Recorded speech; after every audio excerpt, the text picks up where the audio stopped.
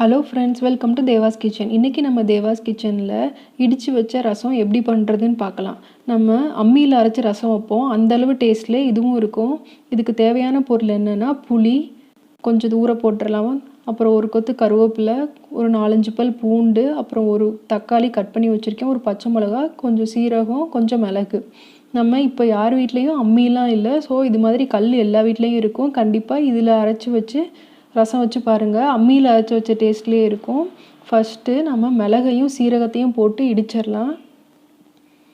நல்லா நைஸாக அரைச்சி செய்யலாம், அப்போ தான் நல்லா டேஸ்ட்டாக இருக்கும். திப்பி திப்பியாக இருக்கிறது பிடிக்கும்னா நீங்கள் அப்படியும் செஞ்சுக்கலாம், இல்லைனா நைஸாக அரைச்சி வச்சு செய்யலாம்.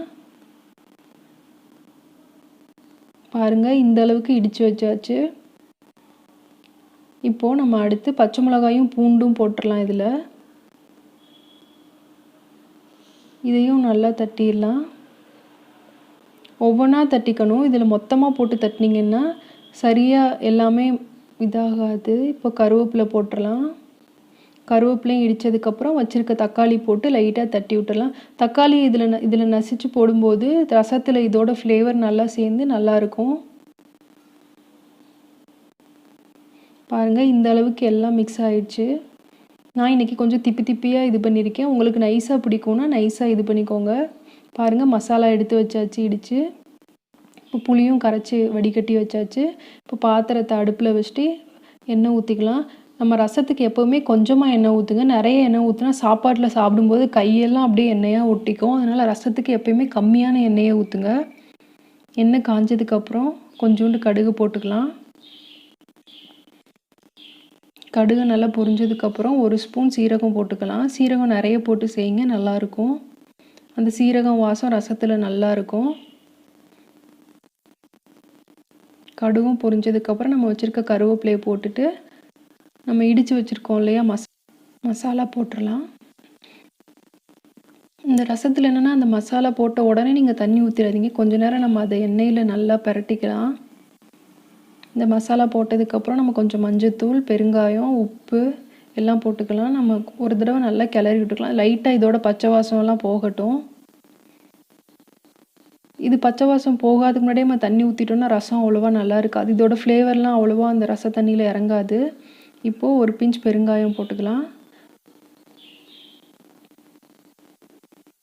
மஞ்சத்தூள் கொஞ்சம், உப்பு தேவையான அளவு சேர்த்துக்கலாம். சேர்த்துட்டு கொஞ்சம் நேரம் இது நல்லா பிரட்டி விடலாம் இந்த எண்ணெயிலேயே.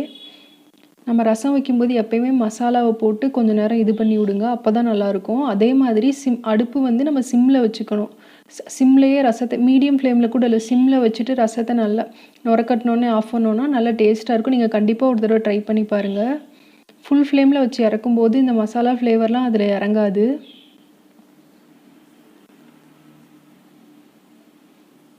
பாருங்கள், நல்லா பிரட்டியாச்சு. இதோட வாசமும் கொஞ்சம் போகணும் நல்லா. நம்ம மிக்சியில் அடித்து வைக்கிறத விட இப்படி கல்லில் இடித்து வைக்கும்போது ரசம் நல்லா டேஸ்ட்டாக இருக்கும். இப்போ இந்த கல் மோஸ்ட்லி எல்லார் வீட்லேயும் இருக்கும், நீங்களும் ட்ரை பண்ணி பாருங்கள். பாருங்கள், பச்சை வாசம் போயிடுச்சு. இப்போ நம்ம புளி ஊற்றிடலாம். புளி ஊற்றிட்டு நமக்கு தேவையான ரசத்துக்கு தேவையான அளவு தண்ணி ஊற்றிடலாம். தண்ணி ஊற்றிட்டு உப்பு பார்த்து அட்ஜஸ்ட் பண்ணிக்கோங்க. நான் சொன்ன மாதிரி ஸ்டவ் வந்து மீடியம் ஃப்ளேமில் கூட இல்லை, நல்லா சிம்மில் வச்சுருங்க. கரண்டி எடுத்துகிட்டு அதுக்கப்புறம் கலக்காதீங்க, சிம்மில் விட்டுருங்க. அது நல்லா சிம்லையே நுரக்கட்டட்டும். ரசம் செய்யும்போது இன்னொன்று மெயின் என்னென்னா நுரக்கட்டினோடனே ஆஃப் பண்ணணும், ரொம்ப கொதிக்க விட்டுறக்கூடாது. பாருங்கள், உப்பு போட்டு நம்ம அப்படியே விட்டுறலாம், சிம்லேயே இருக்கட்டும். இது ஒரு 10 நிமிஷம் கழித்து பாருங்கள், நல்லா நுரக்கட்ட ஸ்டார்ட் ஆகிடுச்சு. இன்னும் ஒரு 2 நிமிஷம் இருக்கட்டும்.